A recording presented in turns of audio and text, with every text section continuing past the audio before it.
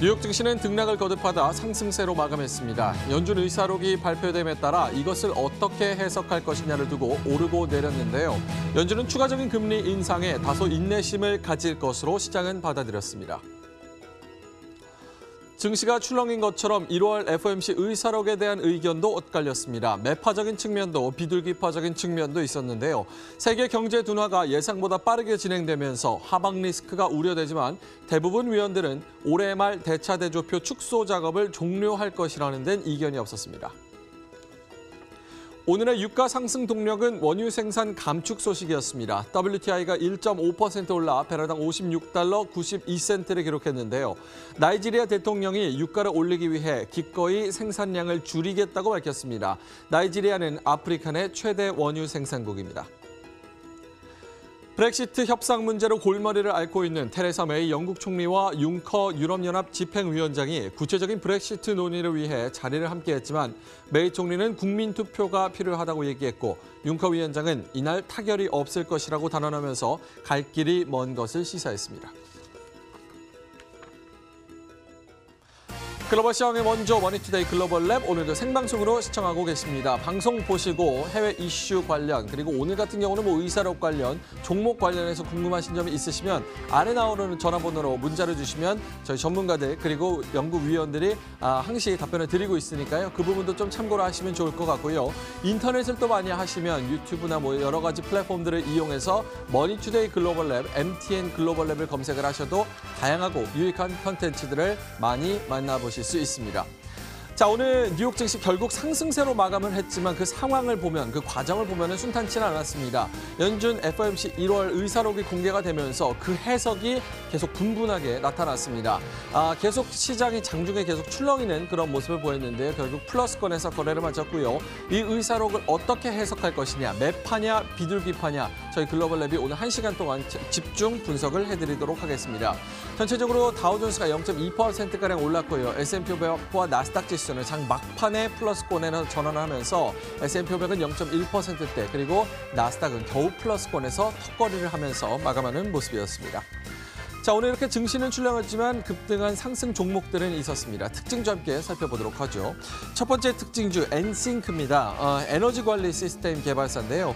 태양열과 에너지 스토리지 등 이렇게 분산형 에너지 자원을 통합 제어하기 위해서 매트릭스 플랫폼을 제공하는 그런 회사입니다. 48%가량 오르면서 오늘 13센트의 거래를 마쳤고요. 두 번째로는 칸디 테크놀로지 그룹입니다. 중국에 본사가 있는 전기 자동차 회사인데요. 최근에 전기차 그리고 태양광 에너지 관련 회사가 좀 많이 오르는 그런 모습입니다. 이것도 에너지 관련해서 전기차인데 오늘 상승 이유가 있었습니다.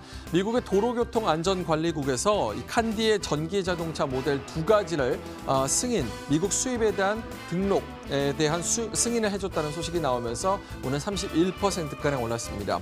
세 번째로는 나스닥에 상장되어 있는 바이오 제약사인데요. 아르카 바이오 파마입니다. 심부전 그리고 기타 심혈관 질환에 대한 치료제를 개발하는 바이오 제약사인데요. 오늘 상승 이유는요. FDA가 당사의 후보 물질에 대해서 안정성과 효능을 평가하기 위해 단일 임상 3상 실험을 승인해줬다라는 얘기가 나오면서 오늘 31%가량 올랐습니다. 종가는 51센트에 거래를 마쳤습니다. 자, MSCI 한국 지수 가보도록 하겠습니다. 어제 코스피 같은 경우는 1%가량 1% 넘게 오르면서 4개월 내 최고치를 기록했죠. 특히나 외국인들이 4,300억 원 이상 순매수를 해주면서 1월 25일 이후로 가장 큰 폭의 매수세를 보여줬는데요. MSCI 한국 지수가 이를 후반영하면서 0.8% 넘게 올랐고요. 64달러 19센트에 거래를 마쳤습니다. FTSE 한국 지수도 마찬가지였습니다. 더 큰 상승폭을 보였는데요. 1% 오르면서 22달러 33센트의 거래를 마쳤습니다. 자, 오늘 글로벌 마감 시황 상황 살펴보도록 하겠습니다. 시황센터 김민재 앵커로 연결합니다.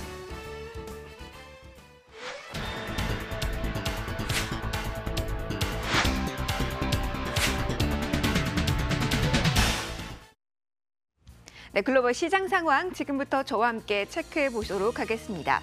오늘 새벽에 하이라이트 한다면 FOMC의 의사록을 들 수가 있겠죠. 자, 그러나 그 이후에도 방향성 자체는 뚜렷하게 나오지를 않은 구간이었습니다. 그간 상승에 따른 피로감이라고도 해석할 수가 있겠는데요. 자, 지금부터 자세한 상황 하나씩 보도록 하죠. 자, 미국으로 출발하겠습니다. 자, 보시는 것처럼 소폭이지만 3대 지수 모두 상승권에서 종가는 형성을 했습니다. 다우지수가 63포인트가량의 상승 국면을 펼쳤고요. 나스닥 0.03%, S&P 500지수 0.18% 그렇게 큰 폭은 아니었습니다. 자, 오전장에는 대다수의 시간을 하락권에서 머문 뉴욕 주식시장이었습니다. FOMC 의사록을 기다리면서 방향성을 탐색하자 이러한 심리가 강하게 유입이 됐고요. 여기에다가 미중 무역 협상과 관련해서는 더욱더 구체적인 사안이 나오지 않은 상황, 주 후반에 있는 장관급 회담에서 나올 이야기를 기다려보자라는 이런 관망 심리가 뚜렷했습니다. 자, 오후짝의 이야기를 좀 들어보도록 하죠. 자, 오후짝에서는 FOMC 의사록이 현재 시간 기준으로 오후 2시에 우리나라 시간으로 새벽 4시에 발표가 됐습니다. 자, 발표 직후에는 지수가 조금 보합권에 머물다가 수직 상승하는 모습이 뚜렷하게 확인이 됐습니다. 다우를 기준으로 100포인트 가까이 상승 국면이 펼쳐지기도 했는데요. 대차 대조표 축소 방침에 부각이 되면서 여기에 시세가 몰렸던 겁니다.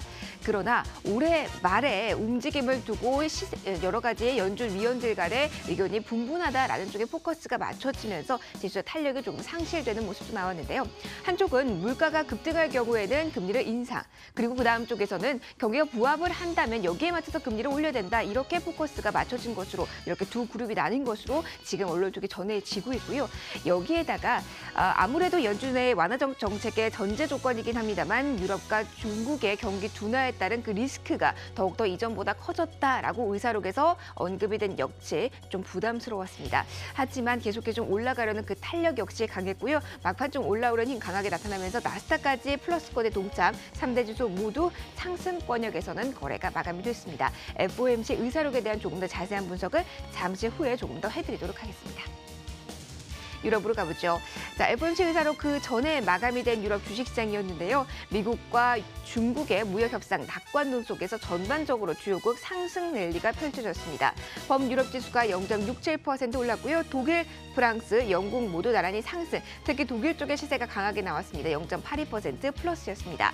업종별로 봤을 때는 중국 쪽에서의 매출 비중이 높은 자동차 섹터의 강한 흐름이 특징적이다. 이렇게 볼 수가 있겠고요. 그리고 영국 내에서는 소매주들의 흐름은 다소 부진했다는 점 확인을 해두시기 바랍니다. 자, 아시아로 넘어가겠습니다. 아시아 주식시장과 같은 경우 전반적으로 역시 플러스권의 흐름이었습니다. 일본 내부의 무역 지표가 부진했습니다. 그럼에도 니케이 지수, 토픽 지수 모두 상승권에서 마감이 됐는데요. 시장 예상보다 더 큰 폭의 수출 감소가 확인이 됐습니다. 그렇기 때문에 시장에서는 이 현재 글로벌 경기 둔화에 따른 기업들의 실적에 대한 우려가 좀 커질 수 있는 국면이었는데요. 이날장에서는 크게 부각되지 않았다는 부분까지 좀 언급을 해드리겠고, 상하이 종합지수를 포함한 중화권 증시 전반적으로 우호적인 시장 분위기 속에 움직였습니다. 중국 상하이 종합지수가 0.2% 플러스였고요. 홍콩 항생지수가 1%대, 대만 가권지수 역시 플러스였습니다. 중국 상하이 종합지수 같은 경우는 5개월 내 최고치 부근에서 거래가 마감이 됐습니다. 대형주의 상승세가 뚜렷했는데요. 특히 정책 기대감에 농업 관련주가 강세를 보였고, 또 다른 대형 섹터의 부동산과 함께 금융주, 어제장에서 강한 흐름 보였다는 점도 이 안에서 눈에 띄는 움직임이었습니다. 신흥국 시장으로 이어서 가보도록 하겠습니다. 자, 신흥시장 오랜만에 인도와 베트남 증시 동반 상승이었습니다.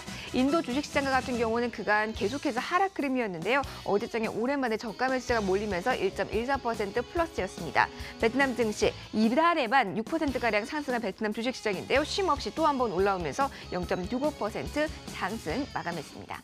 또 다른 신흥시장인 남미로 가보도록 하죠. 혼조 양상이었는데요. 브라질과 같은 경우는 1% 가까이 하락했습니다만 내부적으로 이슈가 있다는 점은 좀 챙겨보셔야겠습니다. 브라질 정부가 의회에 연금 개혁안을 제출했다는 소식이 나왔는데요. 브라질 정부는 이 연금 개혁안을 통해서 금융시장 정상화를 지금 목표에 두고 있는 그런 상황이죠. 이러한 기대감 속에 최근에 계속해서 올라온 모습이었는데요. 이날장에서는 좀 쉬어가는 모습이었고요. 반면에 아르헨티나 주식시장은 0.53% 플러스 마감을 했습니다. 주식시장 전반적인 움직임 살펴보셨고요. 이제 외환시장으로 가도록 하겠습니다. 주요 6개국 통화 대비 달러 가치를 나타낸 달러 인덱스는 소폭 내리면서 96달러 선이었고요. 이 안에서 오늘 파운드가 좀 상대적으로 강세를 보였다는 점 특징적이었습니다. 자, 그리고 유가 보도록 하죠. 앞서 헤드라인에서도 확인을 해보셨다시피 아프리카 최대 산유국인 나이지리아 쪽에서의 감산 움직임 동참 소식이 나오면서 전반적으로 기분 좋은 상승세가 펼쳐지고 있는 원유 시장입니다. WTI가 1.5% 상승, 3월물, 4월물 모두 플러스였다는 점 확인해 주시고요. 브렌트 역시 1% 나란히 동반 상승 국면 펼쳤습니다. 자, 이어서 금 보도록 하죠. 자, 금 어제 하루 전에 1.7% 급등한 모습이었는데요. 추가적으로 상승하면서 0.2% 올랐습니다. 하지만 FOMC 의사록 발표 이후에 전자거래에서는 마이너스 흐름이 포착됐다는 점 그 역시 확인을 해주셔야겠고요. 은 가격, 구리 가격 역시 1%대 상승으로 오늘 새벽 거래가 마감됐습니다. 네, 전반적인 움직임 보셨습니다. 자, 이제 조금 더 들어가서 종목에 대한 이야기를 해보도록 할까요? 어떠한 투자 의견이 월가에서는 나왔을까요? 오늘 종목에 대한 이야기 명민준 앵커와 함께 하시죠.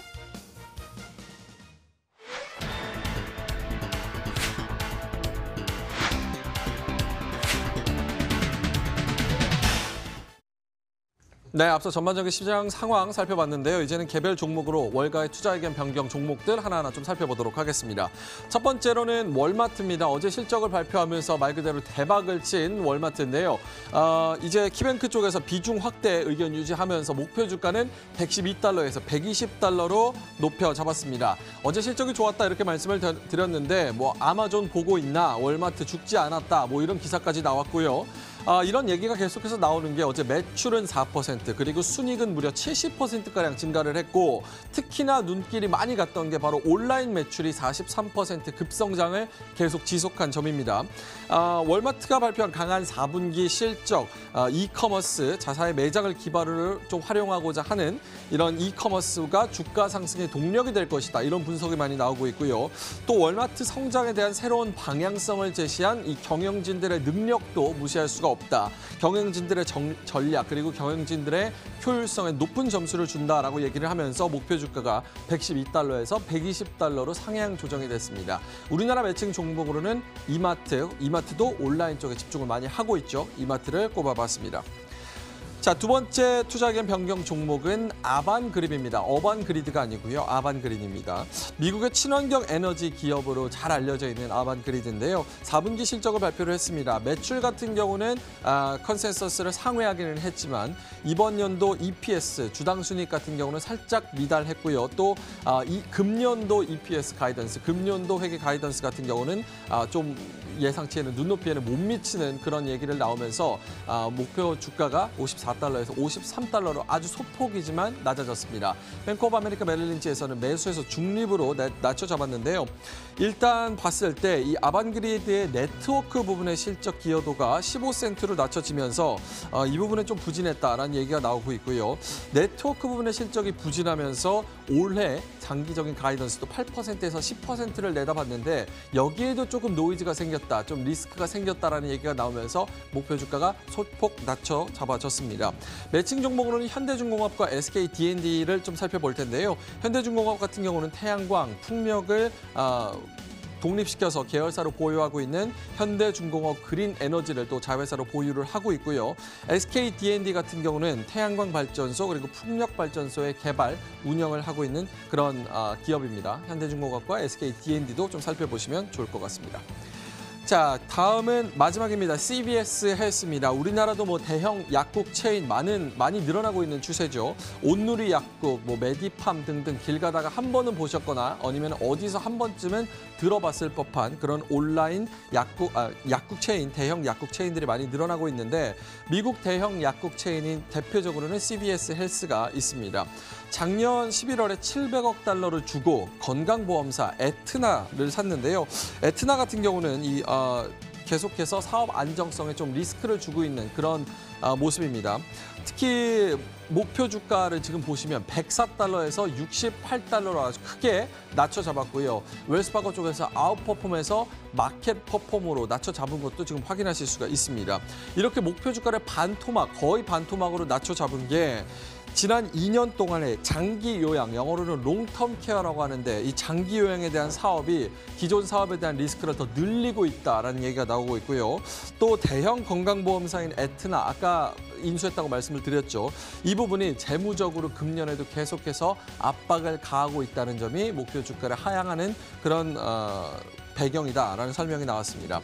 매칭 종목으로는 조화제약이 있습니다. 우리나라 대형 약국 체인, 아까 뭐 온누리, 위드팜, 메디팜, 리드팜 있다고 말씀을 드렸는데 조화제약 같은 경우는 메디팜을 자회사로 보유하고 있는 제약사입니다. 자, 월가 투자 의견 변경 종목들 3가지 살펴봤습니다.